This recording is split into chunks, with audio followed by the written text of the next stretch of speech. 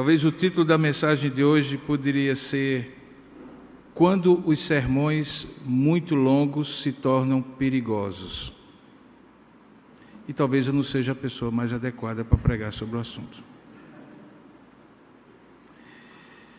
Mas na verdade o sermão de hoje vai falar sobre uma ressurreição. Uma ressurreição que acontece porque um sermão ficou muito longo. E alguém morreu, não de raiva do pregador, porque o sermão estava ficando muito longo, mas por uma contingência que acabou proporcionando uma oportunidade para uma ressurreição, um grande milagre. A história está contada em Atos dos Apóstolos, capítulo 19, e eu gostaria de convidá-lo a partir do verso 1 até o verso 12 a ler comigo, e você então compreender do que eu estou falando. Nós estamos no final da viagem, terceira viagem missionária de Paulo, encerrando aquela sucessão de 3 viagens em que ele alcançou os gentios, cumprindo a obra que Deus havia dado para ele. E antes dele retornar definitivamente a Jerusalém e depois a Antioquia da Síria, de onde ele tinha sido enviado, ele está em determinado lugar, depois de um grande tumulto que acontece na cidade, e diz o texto que, cessado o tumulto, e se você quiser detalhes sobre isso, é só ler o capítulo anterior, Paulo mandou chamar os discípulos, e tendo-os confortado, despediu-se e partiu para Macedônia. Nós estamos lendo Atos capítulo 19, do verso 1 ao... Atos capítulo 20, do verso 1 ao verso 12. Então, cessado o tumulto, Paulo mandou chamar os discípulos, e tendo-os confortado, despediu-se e partiu para Macedônia. E havendo atravessado aquelas terras, fortalecendo os discípulos com muitas exortações, dirigiu-se para a Grécia. Ali ele se demorou 3 meses. E tendo havido mais uma vez uma conspiração por parte dos judeus contra ele, quando ele estava para embarcar rumo à Síria, determinou voltar para a Macedônia. E o acompanharam até a Ásia, Sópatro de Bereia, filho de Pirro, Aristarco e Segundo de Tessalônica, Gaio de Derbe e Timóteo, bem como Tíquico e Trófimo da Ásia, todos eles companheiros de ministério de Paulo. Estes nos precederam, e aí você já observa que Lucas estava presente, ele fala nos precederam, esperando-nos então em Troade. Depois dos dias dos pães asmos, no período da Páscoa, navegamos de Filipos, onde estávamos, e em 5 dias fomos ter com eles naquele porto, onde passamos uma semana. No primeiro dia da semana, portanto, no domingo como este, que nós estamos, estando nós reunidos com o fim de partir o pão, uma expressão que significa Eucaristia, a comunhão, que era celebrada na igreja primitiva todos os domingos, Paulo, que devia seguir viagem no dia imediato, exortava-os, os que ali estavam em Filipos, e prolongou o discurso, ou o sermão, até a meia-noite, o que eu pretendo fazer hoje à noite, diga-se de passagem. Havia muitas lâmpadas naquele cenáculo, onde estávamos reunidos. E um jovem, chamado Eutico, que estava sentado numa janela, provavelmente o lugar estava cheio, adormecendo profundamente durante o prolongado discurso de Paulo, vencido pelo sono, caiu do 3º andar abaixo e foi levantado morto. Descendo, porém, Paulo inclinou-se sobre ele e, abraçando-o, disse: não vos perturbeis, que a vida nele está. Subindo de novo, partiu o pão e comeu, e ainda lhes falou largamente até o romper da alva, até amanhecer, e assim depois partiu. E quando assim aconteceu, conduziram vivo o rapaz e sentiram-se grandemente confortados. Que Deus abençoe a sua palavra lida. Amém. Vamos orar e pedir a Deus a sua bênção. Ó Deus amado e querido Pai, nós estamos aqui na tua santa e bendita presença. e rogamos que por tua misericórdia e graça, o Senhor nos conduza ao pleno entendimento da tua palavra, que não é obtido pelo intelecto humano, mas pelo discernimento espiritual, que usando a nossa mente, nos dá o sentido mais profundo do texto da tua palavra, aquilo que realmente tu queres falar conosco nesta manhã. Por isso rogamos, ó Pai, que o Senhor venha nos abençoar e venha falar ao nosso coração por meio da sua palavra. É assim que nós te oramos em nome e para a glória do Senhor Jesus. Amém. Naquela recente viagem que eu fiz com um grupo de estudantes para atender as populações ribeirinhas do Alto Solimões, um dos que estava conosco era um médico, preceptor daquela turma de estudantes de medicina. E em dado momento, quando todos já estavam dormindo, na parte de cima do barco havia um lugar bem amplo, onde as pessoas estendiam as roupas molhadas, ou onde havia algumas caixas d'água, e que era um lugar muito bonito. Foi o lugar onde eu fazia, durante aqueles dias, minhas meditações, o luar bonito, o pôr do sol, o amanhecer, algumas fotos que vocês viram. E eu estava lá, sempre daquele jeito que me faz dormir pouco, e aí subi para ver ali o Alto Solimões, uma visão belíssima. De repente eu vi uma pessoa subindo as escadas, e era um dos médicos. E ele se aproximou de mim, pediu licença, e disse assim: reverendo, ele não é um homem cristão. E ele disse assim: eu tenho uma pergunta para lhe fazer, e agora, aproveitando que não tem ninguém, será que o senhor teria um tempinho para me responder? Eu disse: pois não, já é um senhor de mais de 70 anos de idade. E ele disse assim: como médico, eu nunca entendi a necessidade de Jesus fazer uma ressurreição. E eu disse: ok, e qual é a pergunta do senhor? Por que havia necessidade de Jesus ressuscitar as pessoas, se no natural desenvolvimento da vida, o corpo naturalmente se desfaz, envelhece e morre? Não seria mais lógico, do ponto de vista de Deus que criou o ser humano assim, deixar a natureza acontecer e a pessoa nascer, crescer, envelhecer e naturalmente ao morrer? Por que ele interfere nisso? Eu já tinha recebido muitas perguntas sobre a ressurreição, mas nenhuma desse tipo. E eu disse: vamos primeiro para as premissas. Deus não criou o homem para a morte, portanto não é natural que ele morra. É natural agora que ele morra. Porque uma das consequências da queda foi que o homem não apenas morreu quando separou-se de Deus, já no início, Adão e Eva, mas também porque biologicamente ele encurtou os seus dias, adoeceu e a morte se tornou uma realidade biológica.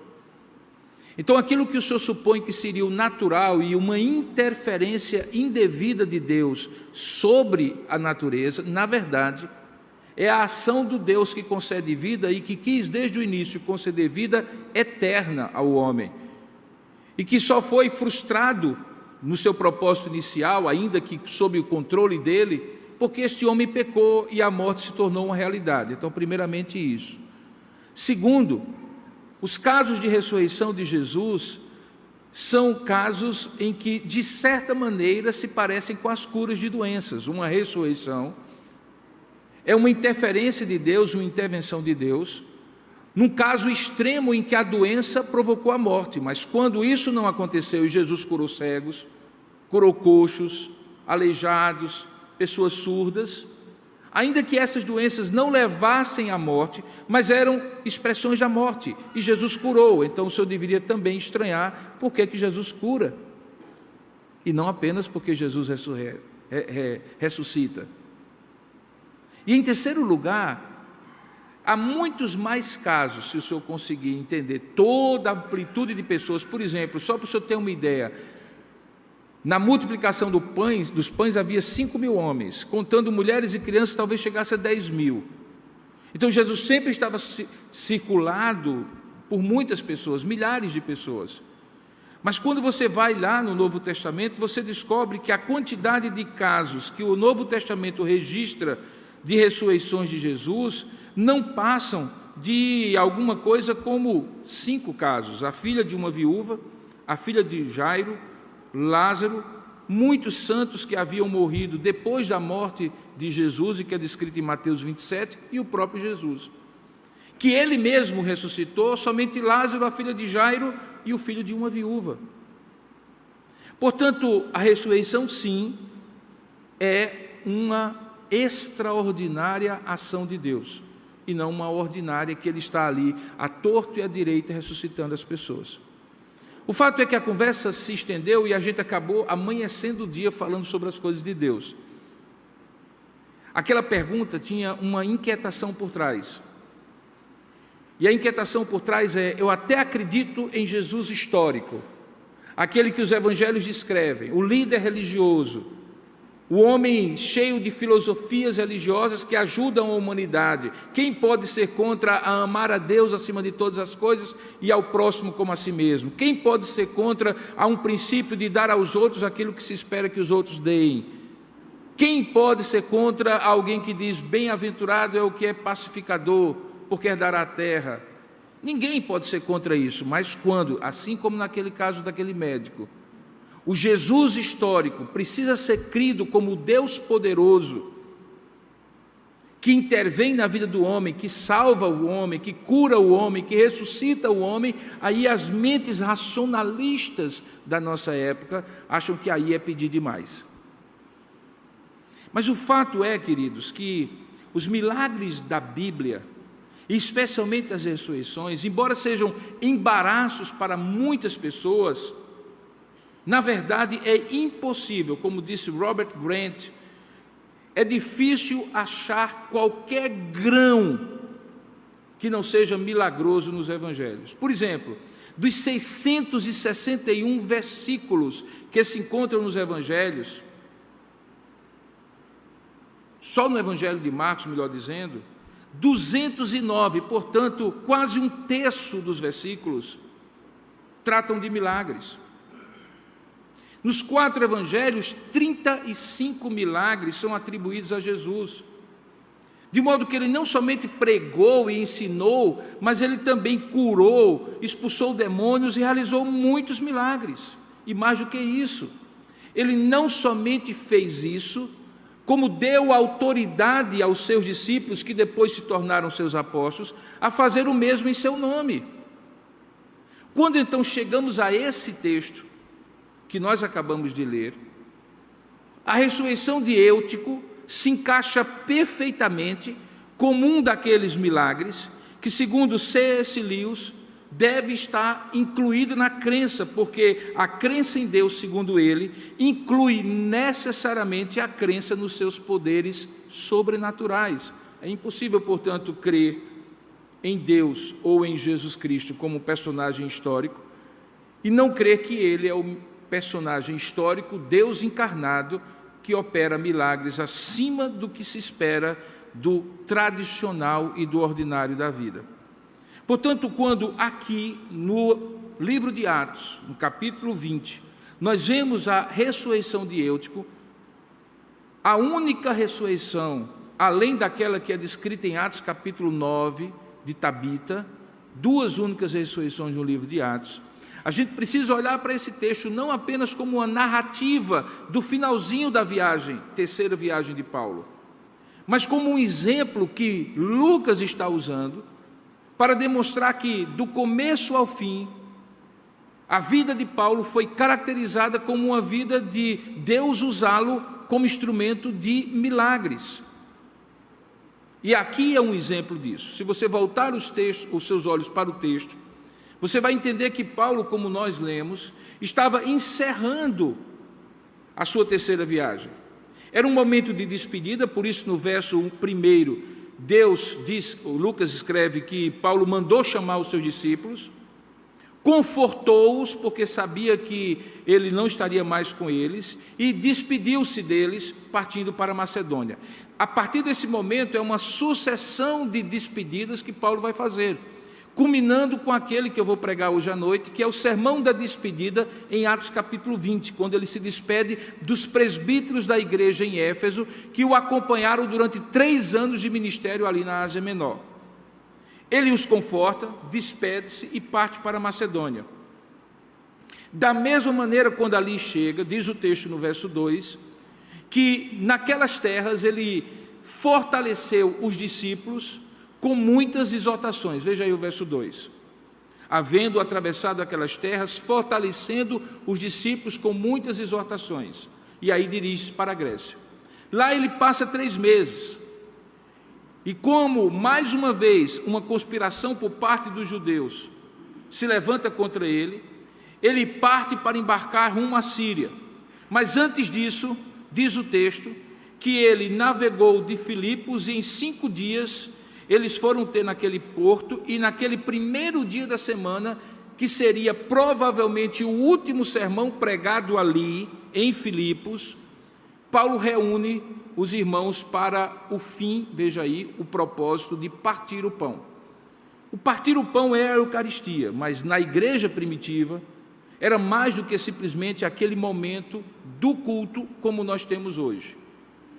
Aquele momento do culto em que Paulo e os apóstolos relembravam que o pão era símbolo do corpo e que o vinho era símbolo do sangue de Cristo, e realizavam a Eucaristia em memória de Jesus Cristo como meio de graça, era antecedido pela chamada festa do amor, que era na verdade um grande junta-panela da igreja, onde as pessoas traziam o que tinham e o que podiam providenciar, e tinham todos os domingos antes do culto um momento de comunhão, onde eles compartilhavam o pão. Por isso que o texto é partir o pão. Partir o pão no sentido eucarístico, mas partir o pão no sentido comunitário. Eles dividiam o pão entre si. Era uma forma de ilustrar que, ainda que no dia a dia eles tivessem suas próprias vidas, individualmente vividas ou comunitariamente vividas no núcleo familiar, no primeiro dia da semana eles abstraíam essas separações típicas das famílias que se separavam na semana para juntarem-se na grande família de Deus. E, obviamente, todos nós sabemos o simbolismo de juntar pessoas à mesa para terem com essas pessoas comunhão no partir do pão e na conversa que ali acontece. De modo que, quando Paulo faz isso, diz o texto que ele estava no período dos pães asmos, portanto, era um período que envolvia o simbolismo da Páscoa, mas o propósito dele, segundo o texto, era partir o pão, porque, segundo ele, o texto, devia seguir viagem no dia imediato. Portanto, era o último dia que Paulo estaria em Filipos. Era uma dessas ocasiões de despedida que caracteriza o final da viagem, da terceira viagem missionária de Paulo. É justamente nesse contexto, e por causa disso, que Paulo, imaginando que não teria mais condições de pregar qualquer sermão para aquele povo, que tinha sido tão solícito, se você lembra do início da viagem missionária, da segunda viagem missionária de Paulo, quando em Troade ele recebe uma visão e vai para a Macedônia, começa a igreja em Filipos, é a igreja em que pelo menos 3 personagens são mencionados, inclusive um pelo nome, Lídia, a jovem adivinhadora, e o carcereiro de Filipos. Depois, quando ele escreve a carta, fica muito claro o afeto que ele tinha por aqueles irmãos, até porque era de uma das regiões mais pobres, e quando Paulo estava preso, eles levantaram uma oferta na pobreza deles para ajudar Paulo na sua prisão, porque na Roma antiga o prisioneiro pagava a sua própria prisão, e se não tivesse dinheiro, obviamente teria menos condições de vida. Portanto, o afeto que ele tinha para com aquela igreja era muito grande. Aquele sermão se prolonga até meia-noite, quando acontece o episódio com Eutico, e depois mesmo do episódio de Eutico até pela manhã, porque não haveria outro. Talvez não fosse a característica de Paulo pregar tanto tempo, mas dentro do propósito de Deus, com o afeto que ele dedicava àquela igreja, de alongar o sermão o máximo de tempo que fosse possível, Deus iria proporcionar, como de fato proporcionou, não apenas a oportunidade dele ministrar de maneira longa e exaustiva o último sermão de Paulo a Filipos, como também permitiu que naquela ocasião um grande milagre acontecesse. Milagre esse que só é a segunda ressurreição descrita no livro de Atos. No livro de Atos há muitas curas feitas pelos apóstolos, no poder e na autoridade do nome de Jesus, mas além dessa, a ressurreição só tem uma, que está lá em Atos capítulo 9. E é justamente com este enfoque na mente que nós precisamos entender. O texto diz, portanto, que Paulo, que devia seguir viagem no dia imediato, exortava-os com a pregação do Evangelho, provavelmente para que eles mantivessem firmes o testemunho, para que eles mantivessem a fé, para que eles dessem bom testemunho de Cristo quando ele estivesse ausente. E aí, diz o texto, ele prolongou o discurso até a meia-noite. Lucas faz um detalhe no verso 8, que é importante para você entender por que é que aquele jovem provavelmente adormeceu. E aí nos isenta um pouco, pregadores, de pregar muitos e cansarmos as pessoas. Lucas diz que havia muitas lâmpadas naquele cenáculo onde estávamos reunidos. E se você olhar o texto, não faz sentido nenhum Paulo ter colocado esse detalhe, a não ser que você compreenda que muitas daquelas lâmpadas, dependendo do combustível que era usado, emitia um cheiro que provavelmente embriagava, entorpecia as pessoas, se elas fossem submetidas àquele cheiro durante um período muito longo de tempo. É por isso que Lucas coloca esse detalhe aqui, para que ficasse claro que muito mais pelo cheiro da lâmpada e provavelmente pelo entorpecimento daqueles fluidos, daquelas efusões, melhor dizendo, que subiam da lâmpada, é que Eutico adormece, não necessariamente porque o sermão de Paulo era um sermão tipo espada, longo e chato. Justamente tendo feito esse detalhe no verso 8, então ele conta o episódio, e o episódio é um jovem chamado Eutico, que estava sentado numa janela, e talvez seja por isso que jovens, quando têm igrejas onde existe galeria, eles sempre gostam de se pendurar nas galerias, para terror dos diáconos. Quem já foi membro de uma igreja cujo templo tem galeria, é sempre necessário fechar a porta da escada antes de lotar aqui embaixo, porque normalmente os jovens se penduram lá para ficarem no cantinho deles, em bando, como eles costumam ficar. Eutico não tinha uma galeria, então ele sentou numa janela. E diz o texto que, adormecendo profundamente durante o prolongado discurso de Paulo, Lucas não alivia, de fato o sermão foi prolongado, ele foi vencido pelo sono e caiu do terceiro andar abaixo e foi levantado morto. Cair do terceiro andar não é necessariamente uma queda fatal. A gente de vez em quando é surpreendido, por exemplo, no Jornal Nacional e outros telejornais, na internet, pessoas que caem do 10º andar, se arrebentam todo, mas não morrem. Às vezes até a pessoa cai da altura do próprio corpo e morre. O corpo humano tem essas fragilidades, essas fortalezas que nos surpreendem. Mas no caso concreto, ele caindo do terceiro andar, quando chegou lá embaixo, ao bater no solo, provavelmente ele morreu, diz o texto. E diferentemente do que alguns comentaristas querem inferir, ele não pareceu morto. Não é isso que o texto diz. Não é isso que o texto diz. Não é que alguns acharam que ele estava morto pela inaptidão de diagnosticar o estado de morte dele. O texto diz que ele foi levantado, puxado do solo, morto. Portanto, ele estava morto, não aparentemente morto. E aí Paulo desce desse último nível da casa, o terceiro andar. O cenáculo sempre era o lugar mais alto da casa, um grande terraço descoberto muitas vezes.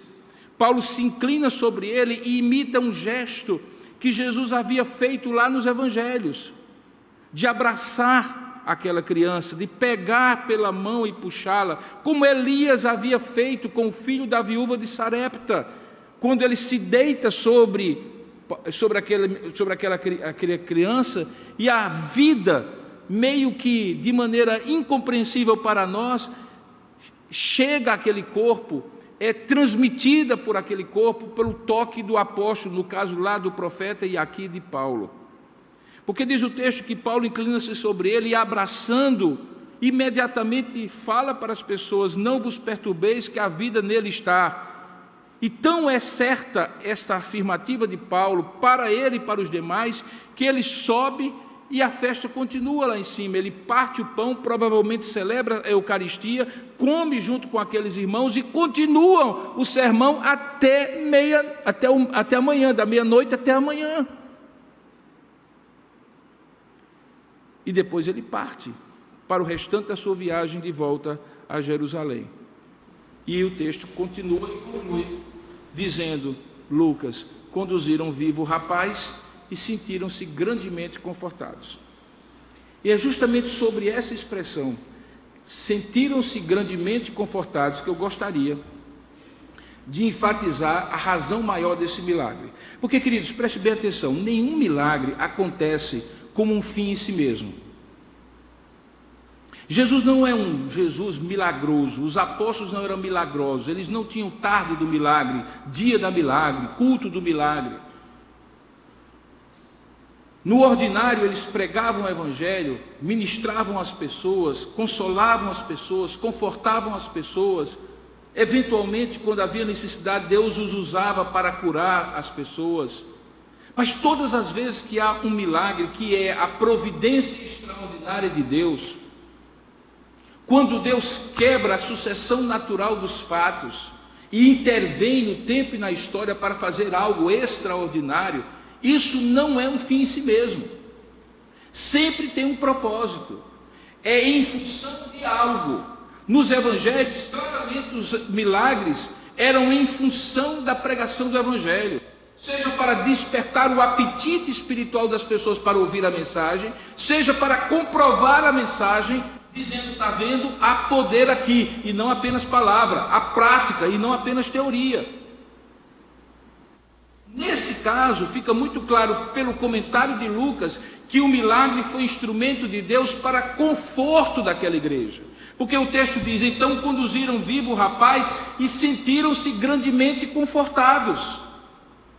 É uma cláusula que está aqui na frase, consequencial. Porque conduziram vivo o rapaz, eles se sentiram grandemente confortados. O milagre foi instrumento de conforto espiritual para aquela igreja. Por quê? Queridos, vamos nos colocar no lugar deles. Ali está o apóstolo, que por um período substancial de tempo conviveu com eles, plantou a igreja deles, batizou aquelas pessoas provavelmente que estavam ali, encaminhou a eleição de oficiais presbíteros para tomar conta deles, criou laços de afeto com eles, e que agora está se despedindo deles, provavelmente para nunca mais vê-los. E eles tinham uma noção de que isso aconteceria, porque Paulo deixava claro, tanto é que depois, quando ele vai falar para os Efésios, ele diz, ninguém mais verá o meu rosto. Portanto, provavelmente essa mesma frase ele estava dizendo em cada lugar onde ele se despedia. Aquela igreja certamente sentiria a falta da presença física daquele apóstolo. Ele não somente dedicou-se a suprir, a reforçar pela palavra que ele pregou durante toda a noite, a necessidade espiritual e emocional daquela igreja, consolando-os, exortando-os a permanecerem firmes, mesmo na ausência dele, como ele, pela graça de Deus, opera aquele milagre para dizer assim, eu vou estar ausente, mas Deus estará presente. Eu nunca mais serei visto por vocês, mas o Deus da ressurreição está presente. Ele é o Deus que transcende as barreiras físicas, naturais da vida. Todas as vezes que clamardes por Ele, Ele se fará presente. Ele preservará a vida, abençoará a vida de vocês, mesmo que eu não esteja presente. Paulo estava claramente ali, tentando suprir aquela necessidade da presença física dele, por meio de um sermão longo e exaustivo, e pela graça de Deus, no meio desse sermão, sem que ele previsse, Deus dá a oportunidade de um milagre único, singular, extraordinário da ressurreição de um jovem, para demonstrar que o poder de Deus permanecia mesmo quando eventualmente ele estivesse ausente, porque o poder de Deus não se limitava a Paulo, mas a igreja reunida para partir o pão, para ouvir a palavra, para ministrar louvores, para cultuar a Deus. Por isso que ele diz que quando todos estão reunidos em seu nome, ele está no meio deles. O milagre aqui é instrumento de conforto. Não é apenas uma manifestação de poder exibitório de Paulo, Não se trata de uma manifestação extraordinária em que Paulo diz assim: estão vendo agora o poder de Deus? Não. Ele está dizendo assim: o poder de Deus está aqui, até mesmo quando ressuscita um jovem, para que vocês aprendam que é no Deus que vocês creem, que a fé de vocês precisa ser firmada, e não na presença física, seja minha ou de qualquer outro.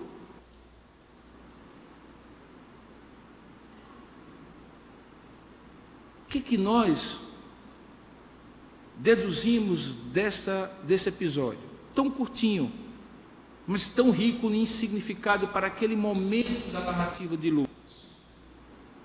É que o livro de Atos, como sendo um livro que conta a história dos apóstolos, desde a ressurreição de Jesus, mas que termina no capítulo 28, sem terminar, nós vamos chegar lá na exposição, mas se você já leu o livro de Atos todos, o livro de Atos não tem fim. O livro de Atos não conclui, diz assim, com alguma conclusão. O livro de Atos simplesmente interrompe a narrativa que Lucas está fazendo, sem dar um fechamento. Tanto é que algumas pessoas simbolicamente dizem que, desde que isso aconteceu na igreja primitiva, a igreja de Cristo está escrevendo, inclusive nós hoje pela manhã, Atos 29 e capítulos seguintes. Curiosamente, sabendo disso, esse milagre se insere como sendo um daqueles textos típicos de de Lucas, descrevendo principalmente a vida de Paulo, em que fica claro que a história que está sendo contada é uma condução sobrenatural do Espírito Santo na igreja, e, portanto, o livro de Atos dos Apóstolos bem poderia, e talvez melhor seria, se tivesse o título de Atos do Espírito Santo, mesmo quando os apóstolos não estão presentes.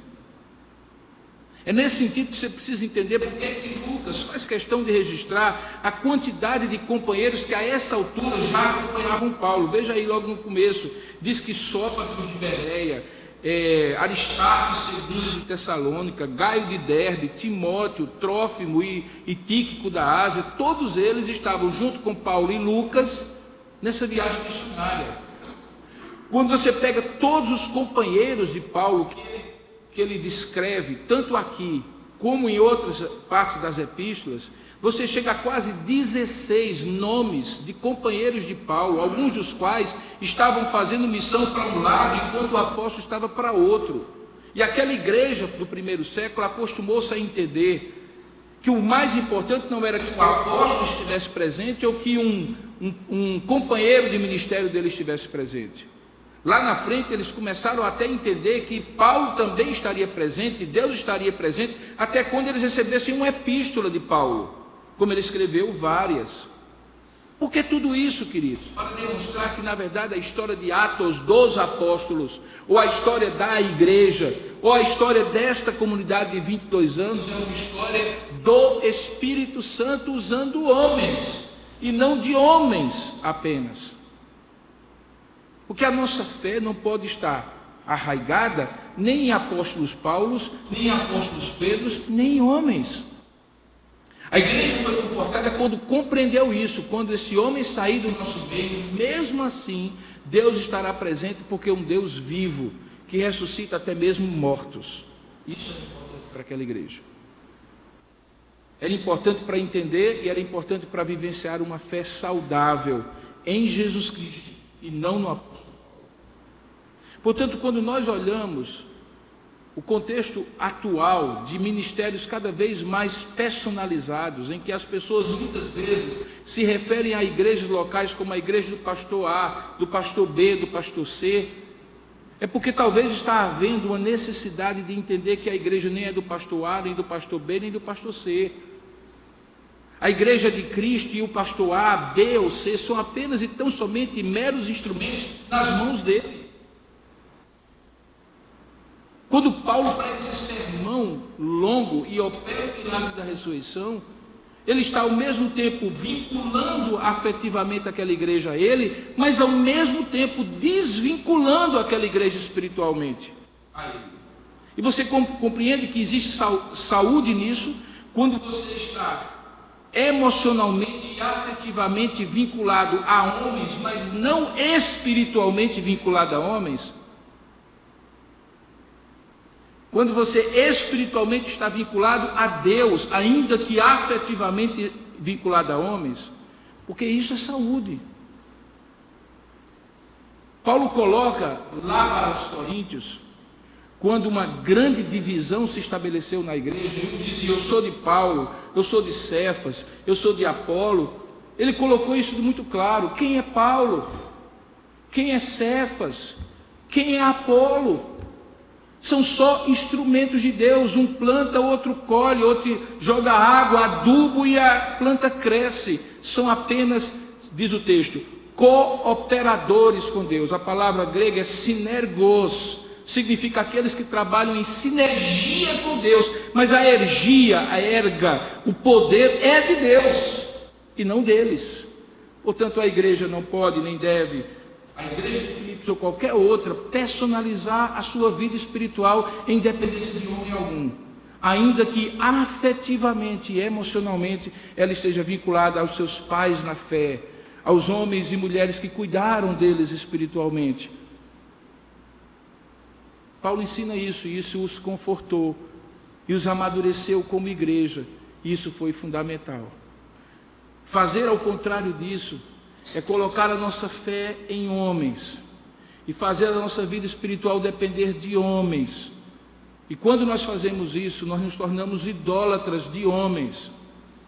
Em 35 anos de pastorado, eu vi muitos colegas pastores caírem porque chamaram a atenção para si e tornaram as pessoas espiritualmente dependentes dela. E como Deus não divide a sua honra nem a sua glória com ninguém, tirou sobre eles a sua graça e isso permitiu cair, para que o olhar não fosse voltado para homens, o olhar fosse voltado para Deus.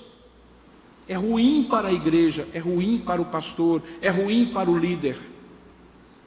Uma época particularmente danosa de celebrização, e eu diria de subcelebrização muitas vezes, em que uma pessoa reúne milhares e milhões de seguidores por conta de um bordão, receba, ou por conta de uma dancinha de TikTok.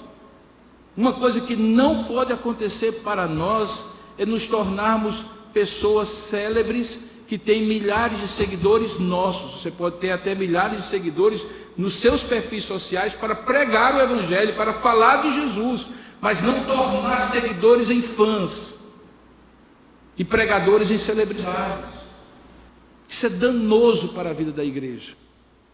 Portanto, quando Paulo conforta e diz assim: vocês são muito amados e sempre serão, mesmo que eu não os veja mais como não verei, e por isso eu vou passar uma noite toda relembrando o que eu preguei tantas vezes para vocês. E portanto, se acontecer algo como aconteceu, a vida desse jovem será reposta para mostrar que Deus estará presente para vocês. No entanto, saibam, o conforto de vocês vem no Deus de quem espiritualmente vocês dependem, e não de homens a quem afetivamente vocês estão vinculados. Isso é fundamental, irmãos. Isso é importante, saúde para a igreja de Cristo, ter esse vínculo espiritual com Jesus e não com homens, ainda que com homens tenha um vínculo afetivo. Segunda dedução que eu chego desse texto e que se aplica a nós, é que quando você vai, e isso é um exercício muito bonito de você fazer quando você tiver um pouco mais de tempo, é ouvir a história ou ler a história de determinada igreja contada no livro de Atos, Tessalônica, Filipos, Roma, alguma coisa assim, e depois escrever, depois ler a escrita da carta que foi destinada a eles. Então, por exemplo, para você entender melhor isso que eu estou dizendo e que eu estou tentando aplicar para você, depois você dá uma olhadinha na carta de Paulo aos Filipenses, porque ele estava preso quando escreve aquela carta e manda aquela carta posteriormente a essa igreja. Você está entendendo a sequência? Ele não veio mais dessa igreja, mas ele manda uma carta depois, já preso.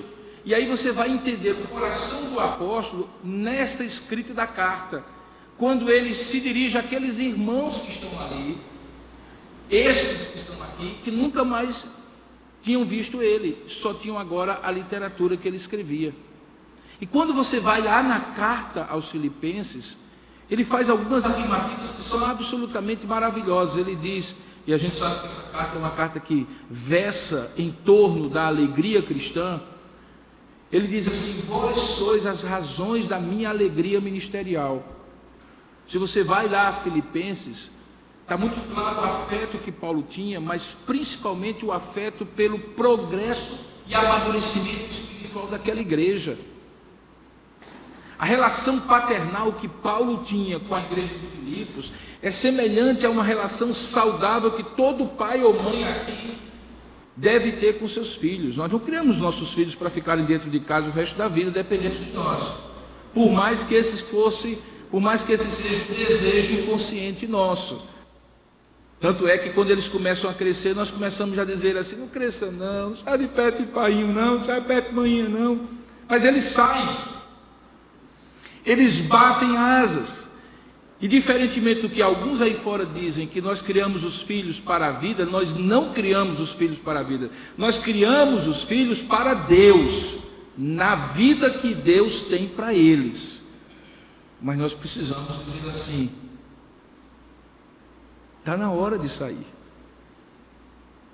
Essa relação que Paulo tinha com Filipos e os irmãos de Filipenses era uma relação tão parental, tão paternal, que em vários momentos das epístolas ele agradece pela autonomia daqueles irmãos, pelo progresso e maturidade deles, que não dependia mais da presença física deles. E aqui eu uso a palavra autonomia de uma maneira muito específica e esclareço para você entender melhor. Autonomia não é independência. É claro que eles ainda dependiam espiritualmente de Paulo, porque Paulo ainda era um instrutor deles. Tanto é que escreveu uma carta para eles.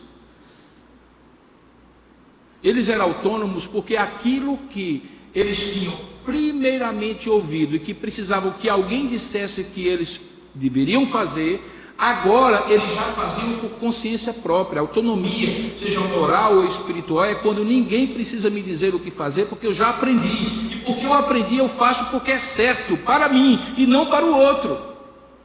Qual é o objetivo de uma vida de construção de uma paternidade para alguém? É que esse filho se torne autônomo. Aquilo que ele aprendeu, ele agora pratique por consciência própria, e não porque o pai ou a mãe está todo dia dizendo assim: escova os dentes, trombando, algo assim por diante. O que é que faz um filho espiritual ser autônomo? Para Paulo é quando ele cresce, progride e amadurece espiritualmente, a ponto do apóstolo Paulo estar preso em Roma, escrever uma carta e ser suficiente para lembrá-los daquilo, mas não para obrigá-los àquilo, porque eles já tinham consciência e já estavam maduros. Essa mesma relação a gente vê quando Paulo vai se despedir aqui e depois quando a gente liga a exortação que ele faz na carta aos Filipenses.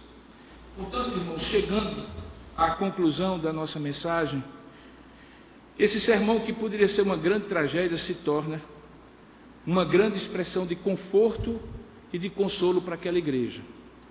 O que nos traz também a uma terceira e última conclusão. É que na vida da igreja há muitos episódios que a princípio parecem trágicos, mas são grandes meios de conforto para Deus. Mas preste bem atenção, nem todos eles terminam com aquilo que a gente chama de final feliz. Como eu falei para aquele médico no início da minha mensagem, as ações extraordinárias de Deus, quando, por exemplo, ressuscita por intermédio de Paulo a Eutico, são extraordinárias. Elas não são comuns e banalizadas. Portanto, a igreja precisa também aprender a ser confortada quando Eúticos não são ressuscitados. Quando no ordinário da vida as coisas não acontecem do jeito que a gente espera. Porque aí Deus também estará provando a nossa fé, a nossa maturidade, o nosso caráter, de ter dependência dEle. E não podemos dar o que nós queremos, mas o que nós precisamos. E nem sempre o que nós queremos é o que nós precisamos. E frequentemente Deus diz: não vou ressuscitar. Eu me lembro, e encerro com essa lembrança, que talvez um dos momentos mais difíceis no início do meu ministério foi o primeiro sepultamento que eu fiz.